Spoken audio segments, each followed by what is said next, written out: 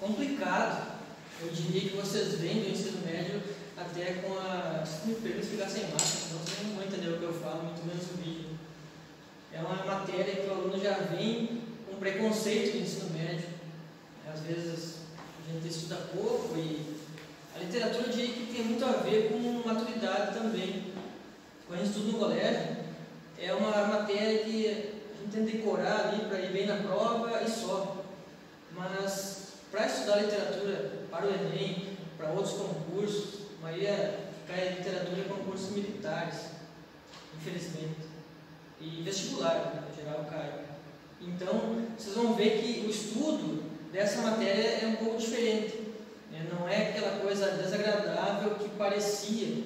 Eu vou tentar passar para vocês aqui como é bom e para vocês terem uma noção que a literatura ela tem um viés de causar a sensação de tranquilidade, né, aliviar as tensões. A Grécia Antiga utilizava a literatura para controle da depressão e dos sentimentos e tal, para relaxar. E vocês vão ver agora nos belos versos dos nossos poetas que realmente isso confere, isso é verdade. Se vocês começarem a estudar com mais maturidade, não decorar, eu não gosto que o aluno decore, que ele saiba as características de cada época pelo gosto, né, pelo prazer de estudar a literatura, certo? Vamos começar aqui, vou pegar o passador de slide. Nós estudamos no online, acredito que vocês tenham acompanhado, primeiro o quinhentismo, que é o início da parte escrita no Brasil, né, a chegada dos portugueses. Eu queria que vocês imaginassem, né, eu estou falando aqui, que vocês se colocassem nessa época, os portugueses chegando no Brasil, um país somente indígenas habitando aqui, sem nenhum problema que existe hoje. Então, a gente falou sobre o quinhentismo, a descoberta do Brasil, evoluiu para o barroco onde surge ali a grande figura do Gregório de Matos, o Boca do Inferno.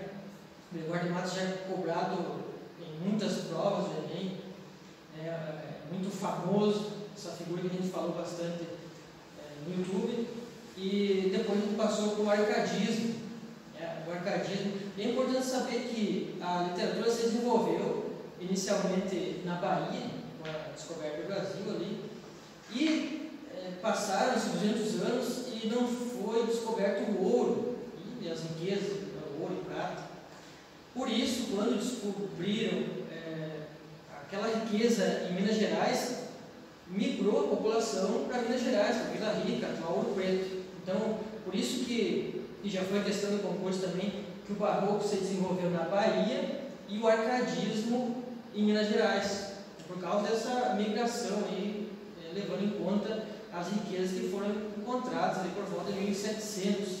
Foi encontrado muito ouro, o professor de história deve falar mais sobre isso. E a cultura se reuniu mais além.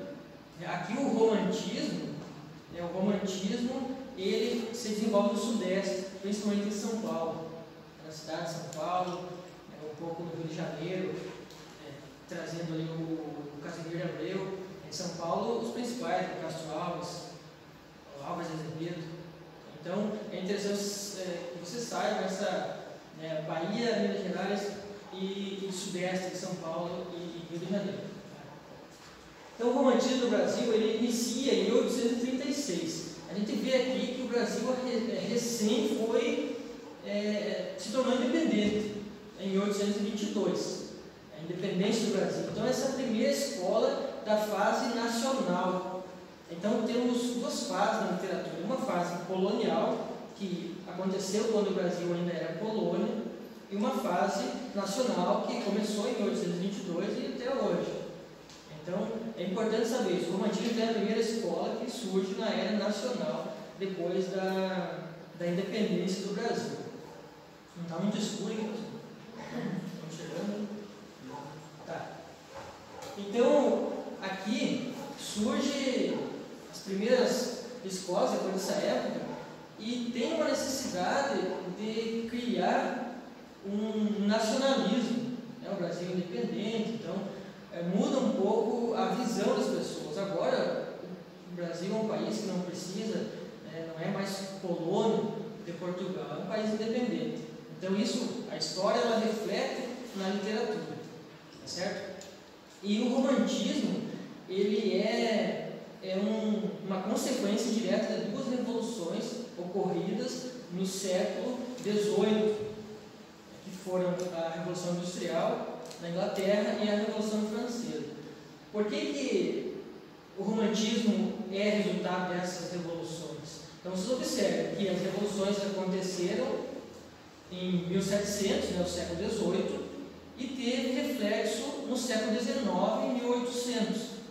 Então, quando começou na Inglaterra, vamos falar mais especificamente da Inglaterra, a velha senhora, como diria a Fernanda Pessoa, começou essa revolução de criação de indústrias, de máquinas, de substituir a mão de obra por indústrias. As pessoas vieram do interior, vieram com o sonho de morar na cidade, isso na Europa, vou falar da Europa primeiro, rapidinho. Vieram com o sonho de morar na cidade e enriquecer na cidade. Então essas pessoas sonhadoras saíram do campo, onde venderam as suas propriedades e vieram para as cidades. Só que chegando na Inglaterra, chegando nos centros urbanos, começaram a trabalhar 18 horas por dia, não tinha descanso, chegavam de manhã contratados e demitidos à tarde, então não tinha direito algum, não tinha movimentos sociais em defesa do trabalhador. O que acontecia? Esse pessoal começava a se frustrar na cidade, ficar triste. Essa tristeza, porque deixou a sua casa no campo e volta e vai para a cidade. E lá eles ficam pobres, trabalhando como escravos e têm o desejo de voltar para o interior. Por isso o arcadismo ele prega essa volta ao campo, exatamente por isso. A pessoa ia lá, ficava triste na cidade e queria voltar para o campo. Só que quando eles voltavam, queriam voltar, a propriedade que eles tinham vendido por um preço estava muito mais cara. Aí eles teriam que tentar comprar dos mesmos burgueses que eles tinham vendido. E, obviamente, não conseguiam. Então, eles teriam que voltar para o campo para trabalhar como funcionários dessas pessoas. Então, antes eles eram donos e depois voltaram para trabalhar como funcionário. Então, ou seja, eles foram para a cidade pobres e voltaram miseráveis. E isso causa uma frustração muito grande e na literatura é representado por esse pessimismo, principalmente pela segunda geração romântica, o pessimismo, o mal do século, muito por conta disso, dessa frustração social causada principalmente pela Revolução Industrial e a Revolução Francesa também, que o pessoal se revoltou achando que a revolta ia trazer muita coisa e realmente não trouxe. O pessoal rico ficou mais rico e os pobres continuaram pobres. Então essas duas revoluções tiveram uma influência direta nessa escola literária aqui chamada romantismo. A partir daqui aconteceu a ascensão da burguesia. Por que burguesia? Porque as pessoas que moravam nos bairros, as cidades começaram a se formar nos bairros, esses bairros eram chamados de burgo. Burgo na linguagem anglo-saxônica quer dizer bairro. Então, por isso os burgueses moravam no burgo. Então, por isso essa palavra, burguesia. Ok, dito isso, fazendo um contexto da história, então quando acontece uma frustração muito grande na sociedade, e vocês podem ver hoje em dia, quando acontece uma frustração, um desânimo e uma falsa expectativa, é necessária a presença de um herói. Infelizmente, é necessário. E esse herói começou a aparecer na literatura. social hoje, né, independente do lado político, o que aconteceu? A sociedade estava cansada da corrupção e tal, e surge um candidato que oferecia, né, ser mais honesto, né? Não estou defendendo nenhum lado, estou expondo a realidade. E a grande maioria da população votou realmente. Então, isso exemplifica o que eu falei. Quando tem uma frustração muito grande, né, a sociedade ela exige involuntariamente a presença de um herói. E foi o resultado da eleição. Então, fazendo um parênteses com a literatura e a história que está acontecendo e que aconteceu anteriormente. Então, a literatura, depois dessas frustrações, das revoluções, ela quis resgatar um herói nacional. E onde que foi achado esse herói? Na Idade Média. O cavaleiro medieval começa a surgir nas histórias, nos romances, o cavaleiro medieval, aquele que sacava a espada para defender a bem-amada, né? Um pouco mito, às vezes, porque os cavaleiros medievais a gente sabe que eram sanguinários, assassinos sanguinários, falando aqui. Mas na literatura é necessária a presença desse herói. Então ele começou a ser retratado, como o caso de vários livros, né, de português, João Batista Leitão da Silva, Almeida Garré, o grande Almeida Garré, em Viagens à Minha Terra, que conta isso, Alexandre Herculano em Portugal. Então são obras que retratam, resgatam a presença desse herói. Tá? Então, lá na Europa, vou passar aqui, na Europa, essa primeira geração, acho que eu não falei para vocês, o romantismo é separado em 3 gerações, primeira, segunda e terceira. Então vamos falar das 3 com calma aqui. Essa primeira geração romântica recebe o nome lá de romantismo histórico. Romantismo histórico. Por quê? Porque, olha para essa coluna aqui, né? Ele resgata a história. Ele vai lá para a Idade Média, que começou lá nos anos de 1000 e pouco, foi até 1400, 1500 por ali. Então a Idade Média, eles olham para o passado, eles estão aqui em 1800, né? Eles foram buscar o herói lá. Então o herói da Idade Média passa a ser esse cavaleiro real, né? O cavaleiro medieval, é o grande herói. E começa a aparecer muito nos livros. Outra característica na Europa desse romantismo, a natureza. Mas não é aquela natureza árida, tá? Não é aquela natureza árida assim, tipo, que a natureza é tudo. A volta para o campo é tudo, só lá o ser humano vai encontrar o equilíbrio e a tranquilidade. Não, a natureza que tem no romantismo é plano de fundo, é só um cenário. Aí vocês vão ver nas obras de José de Alencar como esse cenário se apresenta. A religiosidade, a gente sabe que na Idade Média a Igreja Católica teve seu auge. Depois do Martinho Lutero definir aqueles postulados, ali ela teve uma queda. Mas na Idade Média ela foi o auge da Igreja. Então a religiosidade aparece. Se eles estão resgatando o pessoal da Idade Média, essa religiosidade aparece. E o nacionalismo, né? O nacionalismo tem tudo a ver com esses cavaleiros, porque afinal de contas foram resultado das batalhas ali que os feudos foram unificados, né? Que as divisões territoriais que eles se fizeram. Ok? Tranquilo até aí? Interessante nós saber essa parte. Sabia que uma hora falando a pessoa perde, acho que 1 litro de água, sai de forma de vapor.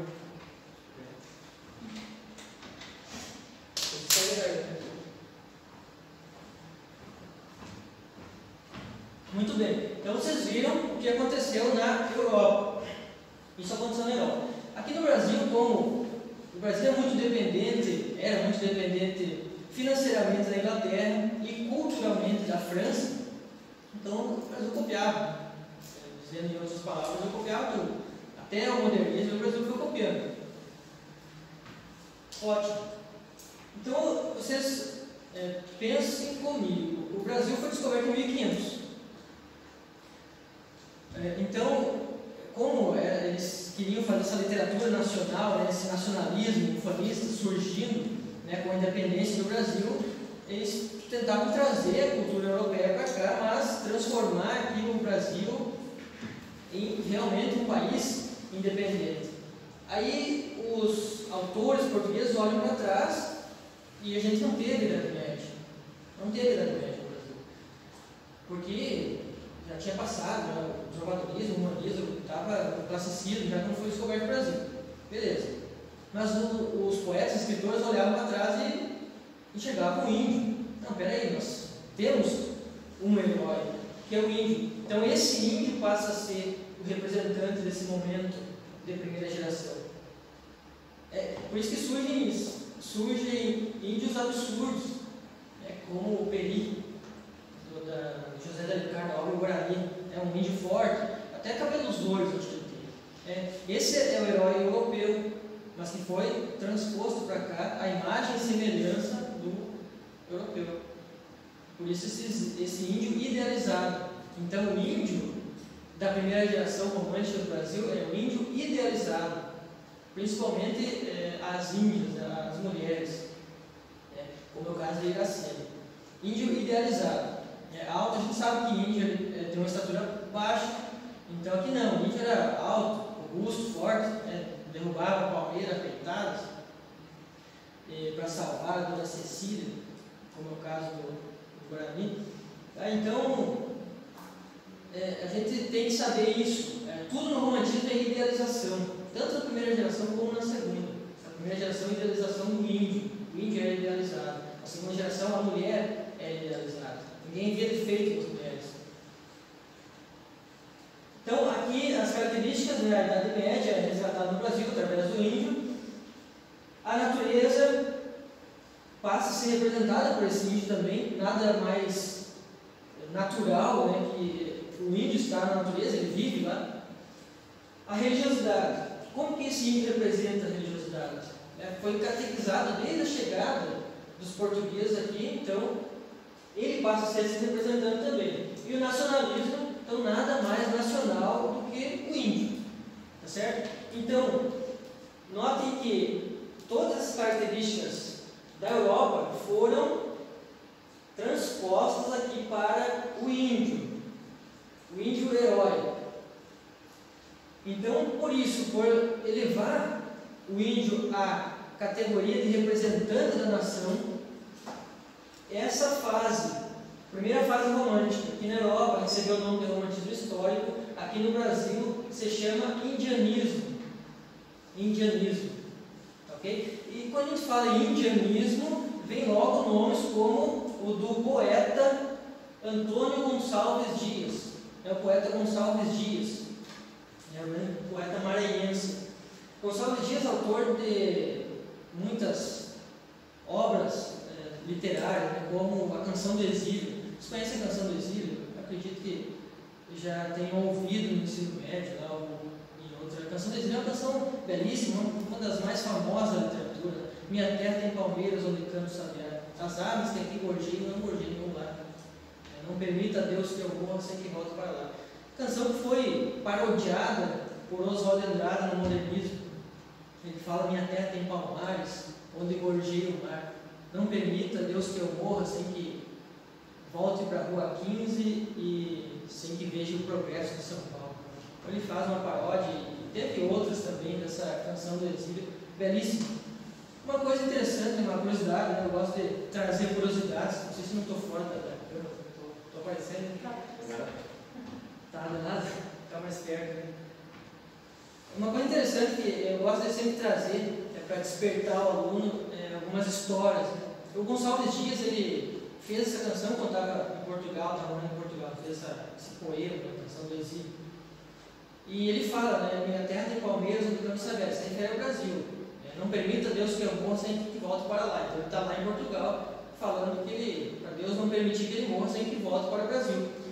E na viagem para o Brasil ele morre antes de chegar. É uma ironia do destino. Então ele fala: não permita Deus que eu morra sem que volte para lá. Aqui. E ele morre realmente antes de voltar. As curiosidades da literatura, que tem muitas aí para a gente contar no decorrer das outras histórias, tem envolvendo Guimarães Rosa e outros poetas também. Mas isso é um assunto um pouco mais tarde. É interessante isso aí, saber. Beleza, então, Primeiros Cantos é o nome do livro que aparece a Canção do Exílio. E essa Canção do Exílio é muito importante, tem até um trecho no hino nacional, vou mostrar daqui a pouco para vocês. Assistidos do Frei Antão, Segundos Cantos, aqui são as obras dele, Últimos Cantos, aqui aparece o famoso poema Ijuca Piranga. Com certeza vocês já ouviram falar sobre Jucapiranga. É um livro, um poema, onde conta a história de um índio da tribo Tupi, né, que ele é preso pelos aimorés. Ele é preso e preparam ele para devorar. Né? Os índios gostavam de fazer antropofagia, né, que é pegar o... Antropofagia é diferente, né, eu já falei isso, diferente de canibalismo. Antropofagia é quando os índios, né, eles comem uma parte do inimigo, do guerreiro, achando que aquela parte, por exemplo, um braço, um braço forte, um cara corajoso. Se eles comerem aquela parte do corpo, eles vão ficar também com aquela força. Isso é antropofagia. Pegar o que a outra pessoa tem de melhor. O canibalismo já é um pouco diferente, né? Guardadas as proporções. Vocês vão ter que sair, tá? Tudo bem. Guardadas as proporções, o canibalismo ele é simplesmente comer a carne humana. A antropofagia é meio que um ritual. Então o Jucapiranga, esse nome significa aquele que deve morrer. Ele é pego e preparam ele para matá-lo. Então ele entrega a tribo Tupi em troca da vida dele. Então o pai dele fica louco, né? E ele joga uma praga para o índio, né? Onde o Jucapiranga passasse, nada nasceria. Né? Chorou na presença do inimigo, não merece o meu perdão. Então, onde esse índio passasse, nada nasceria. E onde ele tivesse sede, os riachos virariam vermes. E ele, obviamente, não ia beber vermes e ia morrer. Isso se conseguisse morrer, porque também tinha jogado uma praga nele que ele não ia morrer. Dependendo do sofrimento, ele, né, ia ficar imortal. Então, esse camarada aí teve que voltar na tribo dos aimorés, voltar lá,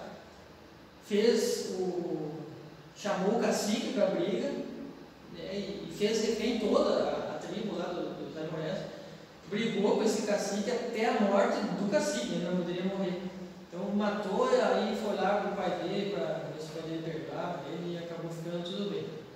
E tem um trecho que ele fala: guerreiros eu vi, meu canto de morte, guerreiros eu vi. Claro, ele está contando a história, ele viu ali o terreno sendo preparado para ele morrer. Então a história se resume em torno desse herói, já voltando para aquela característica que eu falei para vocês, né? O índio herói.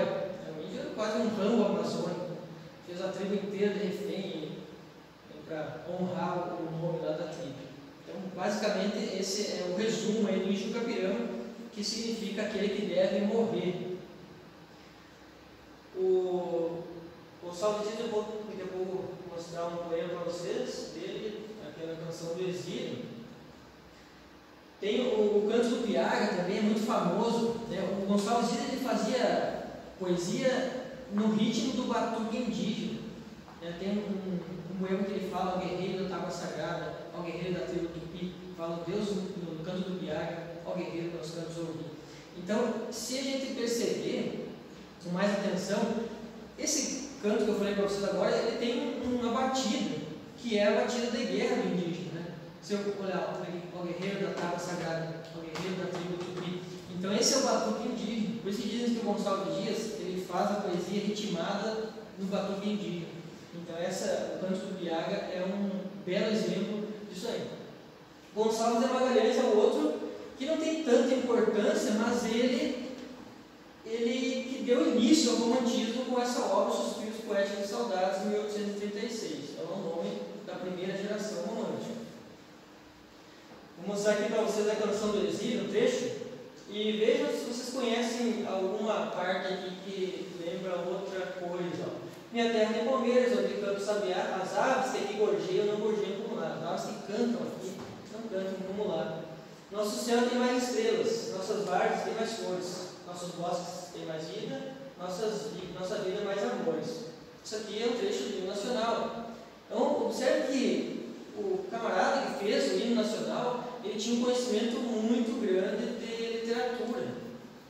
Tem esses trechos aí, tem essa outra parte aqui. Ó. Alguém já serviu o quartel aqui? Não?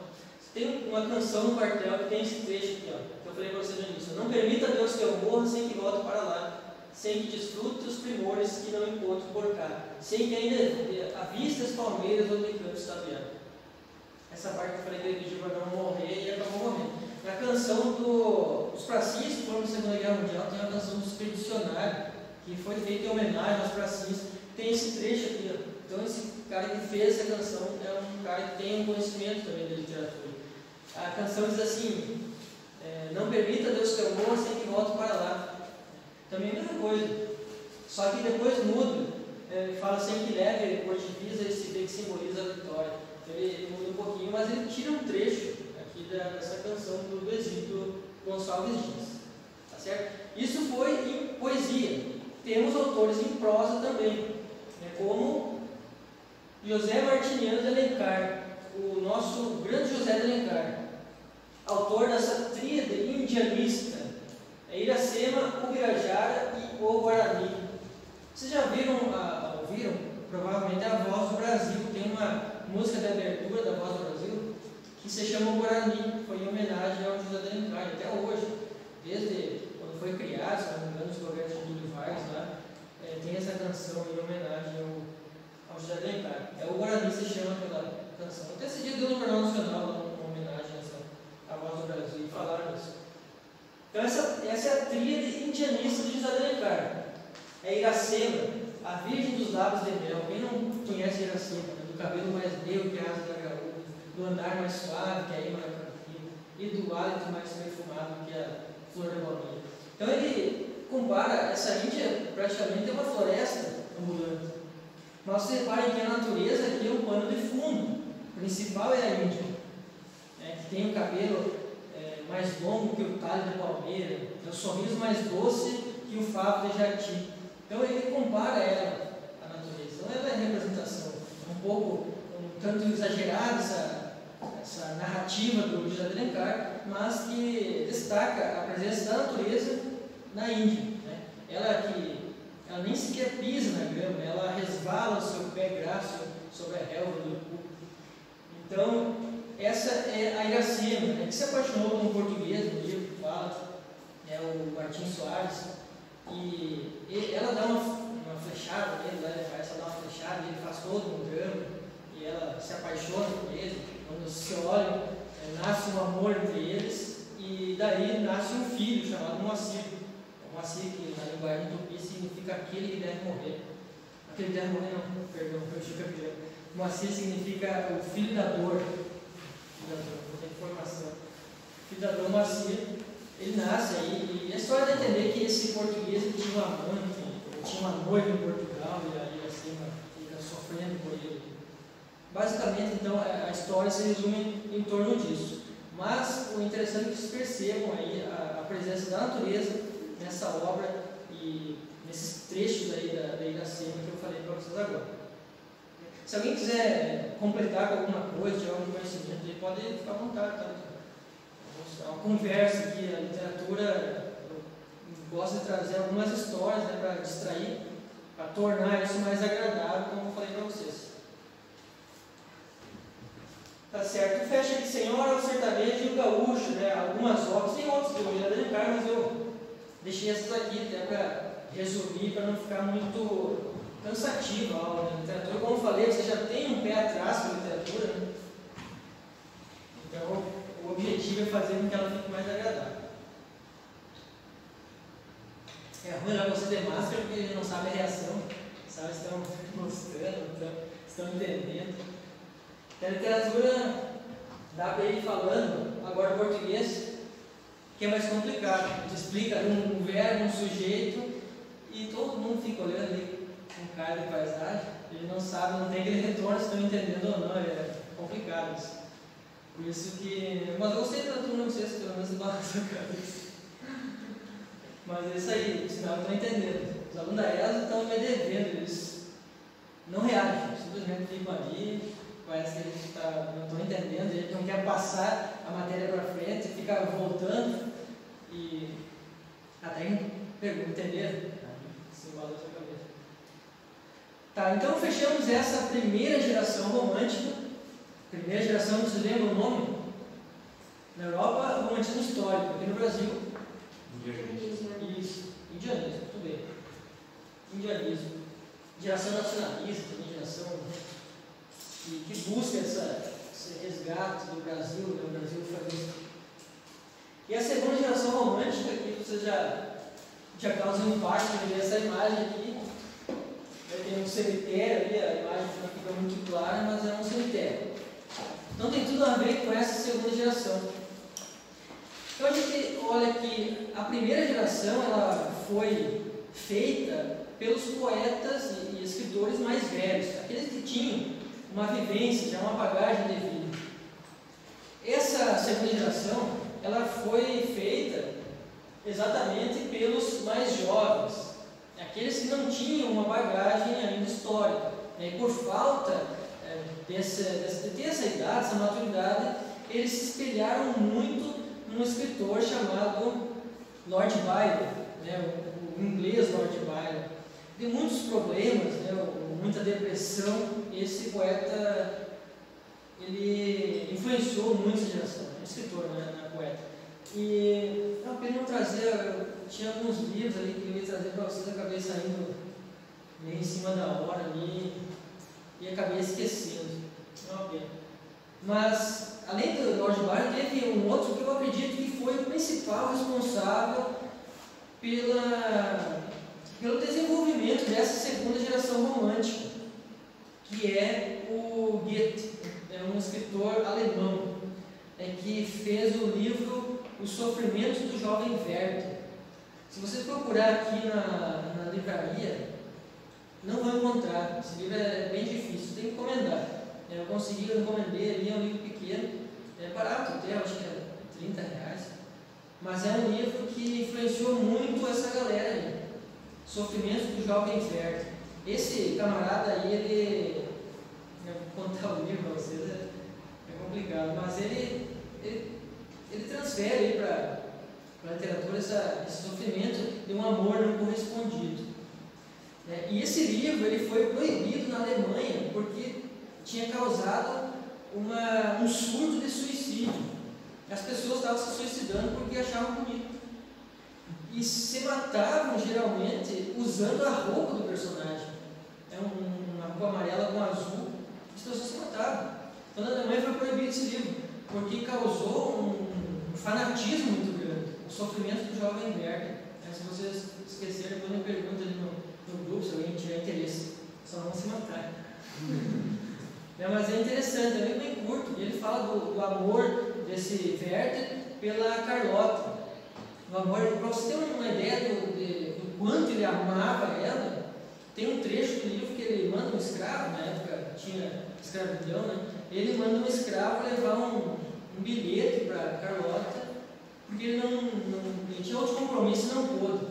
Aí ele relata, esse Werther ele conta com um amigo, ele conta a história, ele contando com um amigo dele. Quando retorna esse criado dele, né, o escravo, ele relata que ele teve vontade, se não fosse a vergonha, ele teve vontade de dar um abraço no escravo dele ali, porque imaginou que o olho do escravo tocou na Carlota. Então só por isso ele queria dar um abraço para de certa forma se aproximar dela.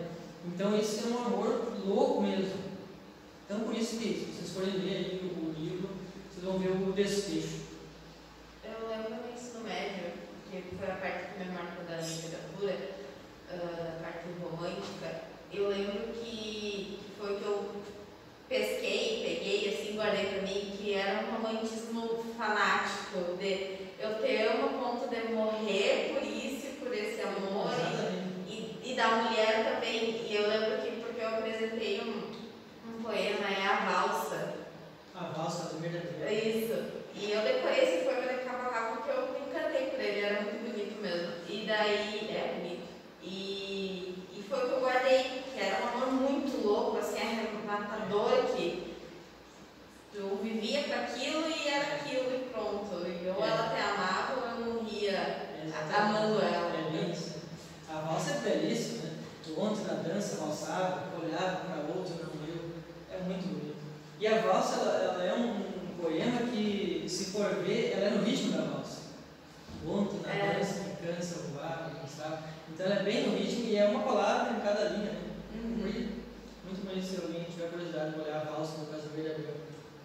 Casimiro José Marques de Abreu. Então é isso que a colega falou, foi o tom. Isso que a Eliar falou.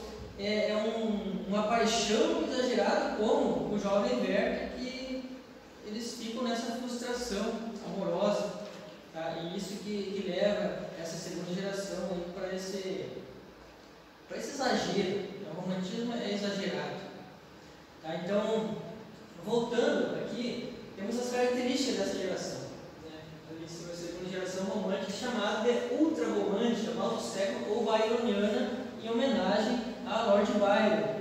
Então, eu falei para vocês, eu acho que quem influenciou mais ainda foi o Goethe, né? Através dessa obra, né? O Johann Goethe, através dessa obra do Sofrimento Jovem Werther. Mas a segunda geração recebe byroniana em homenagem ao Lord Byron. Ultra-romântica, porque é romantismo exagerado, né? Mal do século. Então, o mal do século pode ser chamado a depressão, mas eu diria que o mal do século era chegar à morte, morrer. Isso era o mal do século, tá? E byroniano, como eu falei. Então, as características, a melancolia, o tédio, o abandono, o sofrimento, isso marca essa geração, tá? A morbidez, visões da morte, visões do cemitério, eles gostavam disso, né? Conta-se histórias ali que os poetas da sociedade epicureia, foi uma sociedade criada por eles ali, eles se reuniam para fazer poesia, né? O pessoal que fazia parte da sociedade, em homenagem ali ao Jorge Epicuro, mas isso não precisa saber. Mas o nome Sociedade Epicureia, então, é a sociedade desses poetas que estudavam na Faculdade de Direito de São Paulo. E a conversa tão boa que é 9 horas. Se você estiver cansado, vamos passar um pouquinho do horário. Então, esses poetas dessa sociedade epicureia que se reuniam, eles estudavam na Faculdade de Direito de Largo São Francisco, em São Paulo. Se você for em São Paulo, é interessante procurar a Faculdade do Largo São Francisco. Dizem que nas sextas-feiras eles saíam dali e iam se reunir, terminar sua reunião no cemitério da Consolação, perto da Avenida Paulista, no cemitério da Consolação.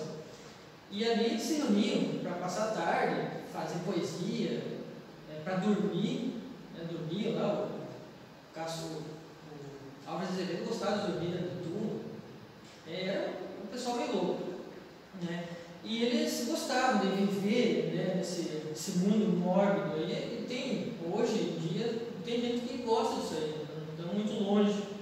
Então, esse pessoal é meio assim. Tá? O escapismo, né, fugir da realidade em busca da morte. Sempre o objetivo era morrer, o grande sucesso era morrer. Morrer por uma mágoa, morrer por um amor não correspondido. A amada que jamais olhou para ele e ele rastejando dava fim à sua vida, se matava. No Brasil, muito uso de ópio, que é um tipo de droga, e álcool. E a tuberculose era um grande caminho desse pessoal. A tuberculose. Na Europa era muito comum enforcar-se em trava de banheiro, suicidar-se com um tiro na cabeça. No Brasil, a tuberculose era muito comum. E aí eles chegavam ao limite do amor. E era muito comum eles dormirem em sol umedecido, para no outro dia amanhecer pálido, com a olheira profunda, típica do doente. As mulheres idealizadas por Álvares de Azevedo sempre tem essa palidez, parecendo uma pessoa morta. Então é sempre voltado para isso. É uma loucura. Era muito comum, nessas festinhas do cemitério eles tossirem e darem aquela golfada de sangue no lenço branco. Então isso era a moda, né? Isso fazia grande sucesso. Então quem fazia isso, as mulheres se apaixonavam. O poeta está doente, tuberculoso, sofrendo as maldades do amor. Então eles gostavam, eles queriam ter tuberculose, eles queriam sofrer. Então isso gera um individualismo, o subjetivismo, o egocentrismo. Só eu que interessa. O poeta não se abre para problemas sociais, como é o caso do Castro Alves, da próxima geração. Não, ele está preocupado com o sofrimento dele. Não sofram pelas dores de vocês, mas sim pela minha. A dor do poeta é maior do que todas as dores. Essa é a segunda geração. Egocentrismo e subjetivismo. Então, egocentrismo é eu no centro. Subjetivismo é só a minha visão importa, subjetivismo, é o que o poeta quer dizer. E a função emotiva da linguagem. Isso surge, o Manuel Antônio Álvares de Azevedo, por exemplo, era chamado lacrimoso perene, chorava demais, sofria demais, era o principal nome dessa geração. Então, por isso é a função emotiva da linguagem. Aqui o camarada, esse é o principal nome da segunda geração. Manuel Antônio Álvares de Azevedo, chamado pela família de Maneco. Lá na Faculdade de Direito, do Lar de São Francisco, em São Paulo, tem uma estátua em homenagem a ele, uma estátua na frente lá. E ele, até hoje, é o principal nome que passou por lá, o mais inteligente da faculdade. Isso que estudou lá vários presidentes, Michel Temer, Prudente de Moraes, muita gente famosa estudou lá, Castro Alves, Alfonso de Guimarães, entre outros. Então, e ele até hoje ninguém superou a importância do Álvares de Azevedo, tanto é que é o primeiro nome a ser gravado lá na porta da faculdade. Se vocês entrarem lá, está lá estampado Álvares de Azevedo, ao lado de Castro Alves e Fagundes Varela. Mas ele é o central, é o que está em destaque lá nessa faculdade. Inteligentíssimo essa figura aqui. Ele, com 12 anos, traduziu a obra de Lord Byron para o português. Então, imagina com 12 anos traduzir o inglês naquela época, não tinha internet, não tinha nada. E até hoje usa-se essa tradução feita pelo Álvares de Azevedo. Então, é uma figura muito inteligente. Ele deixa essa obra em poesia, Lira dos 20 anos. E Lira dos 20 anos é uma ironia até, porque ele morreu com 20 anos. Então, esse poema ele escreveu, esse poema não se viu, ele escreveu 30 dias antes de morrer. Lira dos 20 anos. Ele morreu, ele caiu do cavalo e tuberculoso, desenvolveu um câncer na fossa ilíaca, e aí teve os agravamentos por causa da tuberculose e acabou morrendo. Conta-se na biografia dele que as últimas palavras dele foram: "Que tragédia, meu pai." É a última coisa que ele falou. Estranho, é meio irônico, porque ele queria morrer e de vez em quando morre ali acha uma tragédia. Mas esse aí é o nosso querido Álvares de Azevedo. Noite na Taverna, uma outra obra em prosa, cobrada por muitos vestibulares. A Noite da Taverna, para quem tem um estômago bom, é um livro interessante, mas é um livro estranho, o nível do Álvares de Azevedo, porque tem sexo com gente morta, tem cenas de canibalismo, tem uma mulher que mata o marido para fugir com o Bertrand. Então é uma conversa entre 4 amigos ali que eles contam essas histórias macabras. Então, esse é o livro Noite na Taverna. Taverna é tipo um barzinho que eles estavam, até em Santo Anjo que tem um bar que é o nome Taberna. É a mesma coisa, taverna, tanto faz. E Macário é uma peça de teatro, que se vocês comprarem o livro Noite na Taverna, às vezes vem junto, Macário, nas últimas. É meio que uma peça de teatro que o personagem conversa exatamente com Satanás. Ele está ali conversando. Então é uma conversa bem também macabra. Então o grande nome dessa geração odiava a cidade de São Paulo, ele era do Rio de Janeiro. São Paulo, na época ele vivia lá, tinha 14, 15 mil habitantes, então ele não gostava daquela calmaria. Tá? Vamos passar aqui. Olha o poema que ele fez, 30 dias antes de morrer aqui, lembrança de morrer. Então é preciso que lembremos que é preciso morrer. A morte é inevitável. Então, lembrança de morrer é o trecho que ele escreve. Olha aqui, esse é um poema muito extenso. Quando em meu peito rebentar-se a fibra e que o espírito enlaça a dor vivente, não derrame por mim uma só, nem uma lágrima em pálpebra demente.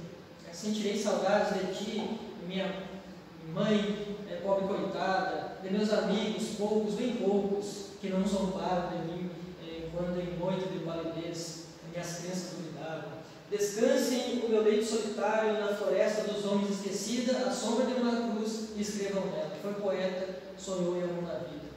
Então ele quer dizer, me esqueçam porque morri. Ficou um pouco irônico, Na verdade ele queria dizer, chorem baldes porque eu morri. Mas ele é um pouco irônico, tem uma falsa modéstia. Me enterrem na floresta dos homens esquecida. A floresta, é o cemitério, a floresta de cipreste, cheia de cipreste, cemitério. Olha o jeito que ele se refere ao cemitério, floresta dos homens esquecidos. A sombra de uma cruz escreveu nela. Foi poeta, sonhou e amou na vida. Então ele deixou esse trecho que fosse escrito sobre o túmulo dele quando ele morresse. Realmente, ele foi enterrado no Rio de Janeiro e está lá essa homenagem para ele. Né? Foi poeta, sonhou e amou na vida. Aqui eu trago umas fotos da faculdade de Direito. Nessa entrada aqui tem o nome dele lá em cima, não dá para ver. Aqui, acho que dá para ver por aqui. Aqui, ó, Álvaro de Azevedo. Esse aqui está mais ou menos por aqui. Homenagem a ele. E aqui na frente tem essa estátua. Num lado diz livre dos 20 anos e na outra foi poeta, sonhou e amou na vida. Então, uma homenagem aí também, ele não está enterrado ali, mas foi uma homenagem que fizeram para ele nessa época. E por causa ele fez esse pedido. Né? Enterre na floresta dos homens esquecida e escrevam aí a sombra de uma cruz, foi poeta, sonhou e amou na vida. Interessante, né? Isso ali é uma ironia, porque ninguém se souber. Isso é uma ironia. E é uma característica dele, a ironia, isso também foi cobrado já no vestibular. A ironia, uma falsa modéstia. Ele está ironizando, né? Me esqueçam porque morri. Não queria ser esquecido. E não foi esquecido. Tanto que até hoje estamos a estudar os valores de Manuel Antônio Álvares de Azevedo. O outro poeta menor, digamos assim, é Casimiro José Marques de Abreu. O grande poeta Casimiro de Abreu. Tá? Vou passar uns minutinhos aqui, não tem importância se o pessoal tem compromisso, né? Estamos conversando aí. Se alguém tiver compromisso, pode ficar à vontade. Tá? Então, o Casimiro de Abreu, as mulheres se derretiam pelos versos dele, né? Porque era mais, apesar de ele ser da segunda geração romântica, ele tem uns versos mais leves, digamos assim. Então as mulheres ficavam esperando ele publicar e escrever alguns versos. Poeta da saudade. Ele cresceu, logicamente cresceu fisicamente, mas ficou preso aos valores infantis. Ele é considerado poeta da saudade da infância. E é interessante fazer uma ligação com outro poeta do futuro, que vai ser o Manuel Bandeira, poeta da saudade também. Só que o Manuel Bandeira, a gente vai ver no Modernismo, em 1920, que ele é o poeta da saudade da infância de quando ele não tinha tuberculose. Ele sofreu a vida inteira, a gente vai estudar o Manuel Bandeira, passou a vida inteira desenganado, com 17 anos, parece que ele foi diagnosticado com tuberculose, naquela época morria, a pessoa tuberculose, a tuberculose matava, e ele viveu até os 82 anos. Então ele perdeu a vida inteira esperando morrer e não morreu de tuberculose, morreu de velhice depois. Então ele até fala um trecho, Manuel Bandeira, uma vida inteira que poderia ter sido e não foi. Claro, esperando morrer não foi. Então ele tinha saudades no momento que ele não tinha tuberculose. Então é um fator de intertextualidade, o nosso querido Casimiro de Abreu e o Manuel Bandeira. Casimiro de Abreu, saudade da infância. Por que saudade da infância? Isso deve pensar, né? E ele, com 2 anos de idade, ele foi levado para o interior morar com os avós. Eu sempre brinco, né? O pai dele deixou ele lá, aquela birra de criança, eu quero ficar com a avó, quero ficar com a avó. Aí ele, fica aí, foi chato, né? Fica aí com a avó. 10 anos depois, o pai dele se lembrou, né? Vou lá buscar o Casimiro esquecido lá. Buscou o Casimiro, levou para a cidade, Rio de Janeiro, e ele sentia muita saudade dele. De viver aquela vida no interior lá. O pai dele tinha um mercado, ele dava com bacalhau, e o bacalhau ele sentia cheiro e não gostava, né? Quase vomitava quando sentia cheiro de bacalhau. Então ele passava esses trabalhos ali e ele sentia saudade daquele tempo no interior que não tinha compromisso, corria, né, pelas montanhas, como ele dizia nos seus versos aí pelos 8 anos. Então ele nos deixa um único livro chamado As Primaveras. Ele tem na internet, um livro dele de poesia, muito legal também, tem poesia para todos os gostos. E tem o famoso poema Meus 8 Anos. Vocês já ouviram falar? Meus 8 Anos? Que saudade que tenho da aurora da minha vida, da minha infância querida, que os anos não trazem mais. Que amor, que sonho, que flores, naquelas tardes fagueiras, a sombra das bananeiras debaixo do pilar de jazz. Então ele retrata a infância dele, né? Eu ia bem satisfeito, da camisa aberta ao peito, braços nus, a roda das cachoeiras, correndo pelas campinas, atrás das borboletas azuis. Então ele ia, eu acho que esses versos retratam a infância de todo mundo. A infância que não tinha compromisso, adormecia sorrindo e acordava a cantar, como ele fala. Achava o céu sempre lindo, e por aí vai. Belíssimo poema, Meus 8 anos, vale a pena conferir. Então esse é o nosso Casimiro de Abreu. Fagundes Varela, chamado um poeta de transição, ele fica entre o barroco, entre o realismo, e o pessoal não gosta de estudar muito ele.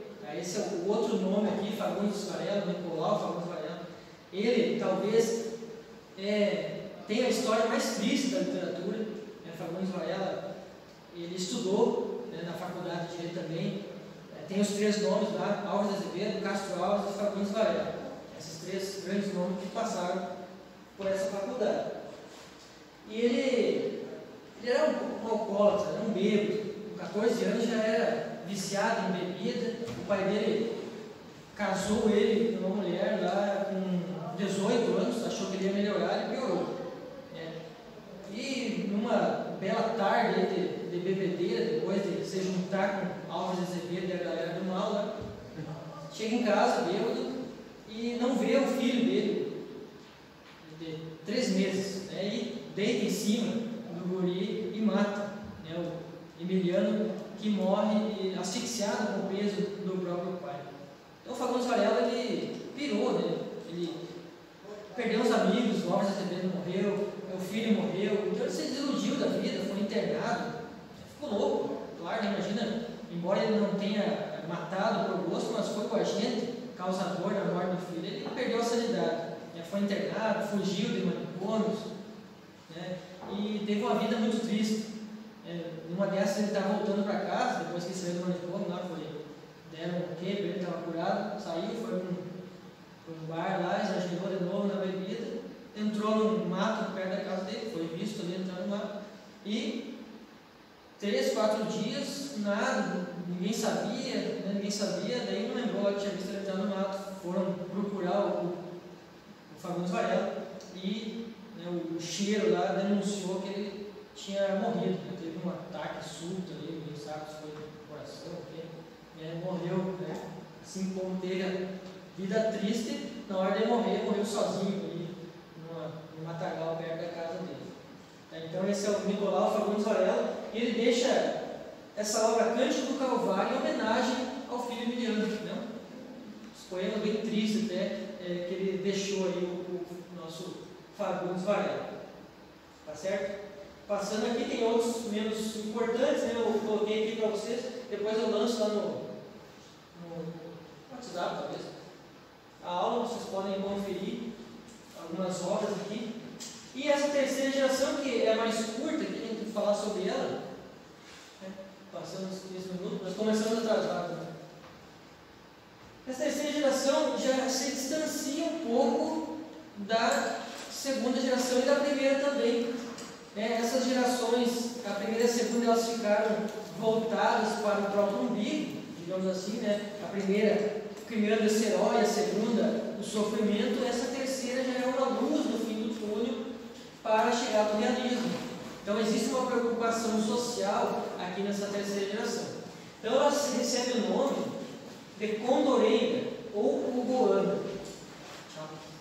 Condoreira por quê? Porque os ideais de liberdade, de fraternidade da Revolução Francesa, elas chegam aqui através de um livro do Victor Hugo, Os Miseráveis.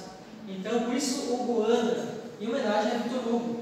Victor Hugo, que é que criou o personagem Fortuno de Notre Dame e outros mais. Esse livro importante, que é o que eu falei agora, Os Miseráveis. Condoreira, então, porque a visão era voava alto como o voo do condor. Essa é a ideia, por isso Condoreira. Tá? Tinha uma visão além do alcance, uma visão mais social, essa parte aqui. A gente sabe que no fim do século XIX tinha uma preocupação social, que era a abolição da escravatura, que não era tão preocupação social assim. A gente sabia que tinha interesse político, uma vez que a monarquia era sustentada pela mão de obra escrava. E uma vez sacada essa mão de obra, o império ruiria e surgiria a República. E foi o que aconteceu. Assim, em 1888 houve a abolição, e em 1889 foi proclamada a República pelo Marechal Deodoro no Campo de Santana. Então a gente acompanha a história dentro da literatura. Mas no meio disso tudo surge o nosso Castro Alves, Antônio Frederico de Castro Alves, famosíssimo nome, chamado em casa por Cecel, e que a história da literatura se chamou de poeta dos escravos. Ninguém cantou melhor a abolição do que o Castro Alves. Ele fez a poesia abolicionista na Vila Negreira e Vozes da África, Aure verde perdão da minha terra, que é a brisa do Brasil veio de balanço, estandarte que a luz do sol encerra as promessas divinas de esperança. Antes houvesse outro na batalha que servias a um povo mortal. Provavelmente vocês já ouviram esses versos. E ele fala que, se vocês observarem e ouvirem, Aure verde perdão da minha terra, que é a brisa do Brasil veio de balanço. Tem uma literação chamada literação aí, e ela reproduz o balanço da bandeira. Esse som TB aí representa o balanço da bandeira nacional. A brisa do Brasil veio de balanço. Ok. Ele também fez uma peça de teatro. Ele se apaixonou pela atriz Eugênia Câmara, uma atriz portuguesa. Fez uma peça de teatro para ela encenar. Castro Alves é o poeta do amor vivido. Isso é importante destacar. É o amor vivido, diferente do Álvares Azevedo, que só iria amar depois de morto. Depois da morte, sim, ele ia ter tempo para amar. Em vida, ele ia escrever e sofrer. Dizem na biografia dele que ele morreu virgem. Não acredito muito nisso aí, porque daqui a pouco eu vou contar uma história para vocês aí, que talvez, não sei, mas na história diz que ele morreu virgem realmente, o Álvares. O Castro, ele é o poeta do amor vivido. Ele se apaixonou por 15 mulheres, e ele estava apaixonado por essa Eugênia Câmara, e ele conheceu ela em Recife. Ele era da Bahia, estava baiano, conheceu em Recife, e ela terminou o contrato, ela teve que vir para São Paulo, e ele veio para São Paulo junto com ela. E aí conheceu o Castro Alves e a galera ali, estudaram juntos. Só que quando ele chega em São Paulo, ele descobre que essa atriz não tinha só ele como namorado, ele tinha ele mais um cabisquinho. E ele fica frustrado, desesperado ali, rompe o relacionamento com ela, cai de cabeça na sociedade picuréia, pega tuberculose, tem muitas festinhas de cemitério, e ele começa a pegar o hábito de caçar nas florestas do bairro do Brás, em São Paulo. Numa dessas caçadas, com a espingarda a tiracolo, vê a moita se mexendo ali, vai sacar a espingarda e dá um tiro no calcanhar esquerdo, e um tiro no próprio pé. E com a precariedade do atendimento da época, o pé gangrena, ele tem que ser operado em São Paulo mesmo. Só que a anestesia geral da época era cloriforme, que botava na boca, a pessoa desmaiava. Só que como ele tinha tuberculose, o cloriforme ele enrijece os pulmões e, junto com a tuberculose, pode matar a pessoa. Então ele não poderia receber essa anestesia geral. Então ele foi operado a sangue frio, acordado. Então foi amputado o pé do poeta na altura do tornozelo. E ele percebeu que ia morrer. E, como bom baiano, queria morrer na Bahia. Para a Bahia. Beleza, colocaram ele numa charrete lá, foi balançando por não sei quantos dias até Santos. De Santos, botam numa embarcação também precária e leva dias lá, não sei, parece 15 dias, até a Bahia. Ele chega já mais pior, falando em português errado. Pior que estava. E chegando lá, os médicos observam que a gangrena não cessava e teriam que cortar a perna do poeta mais assim, na altura do joelho. Mas não deu tempo, ele acaba morrendo em 1871, o Castro Alves.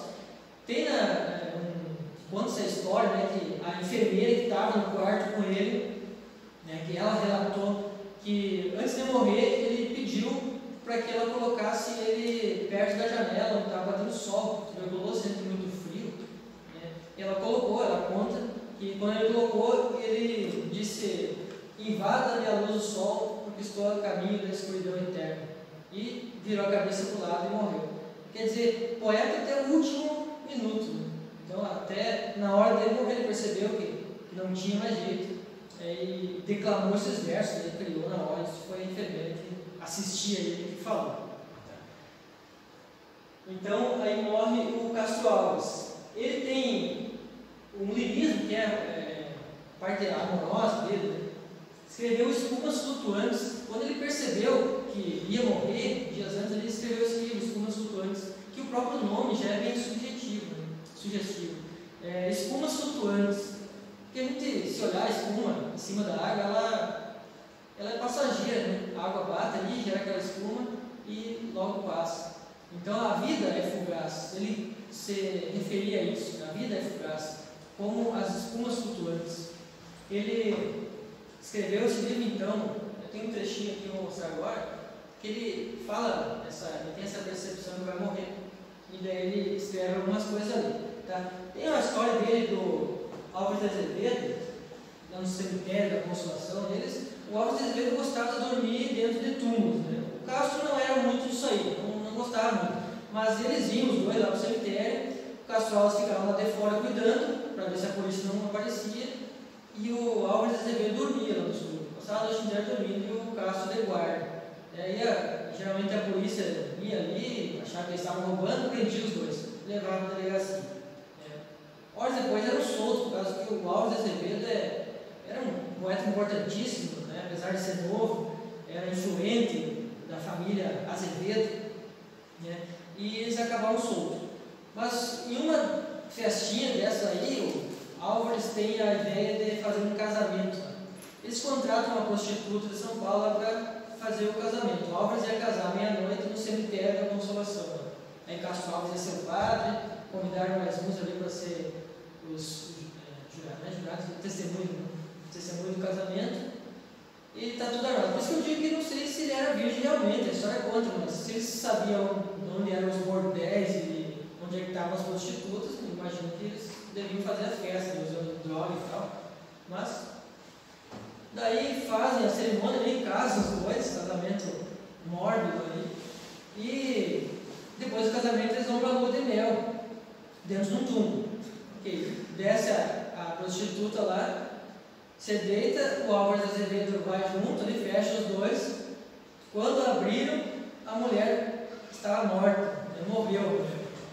Ninguém sabe por quê, estava morta, asfixiada, não sei, porque não gritou, ninguém sabe. Aí envolveu tudo, eles tiveram que sair de São Paulo por um tempo, e a mulher morreu.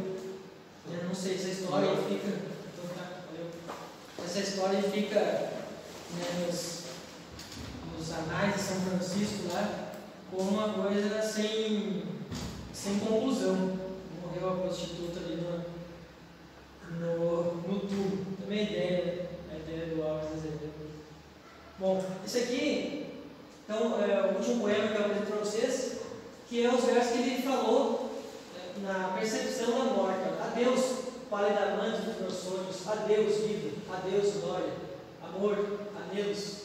Escuta, minha irmã, cuidosa, enxuga os prantos de meu pai nos teus cabelos. Fora louco esperar, fria rajada, sinto que do viver me extingue a lâmpada. Resta-me agora, por futuro, a terra, por glória, nada, por amor, a cama. Então, esses versos aí já sabendo quem morreu. Lembrando que Castro Alves é o poeta do amor vivido e não do amor idealizado.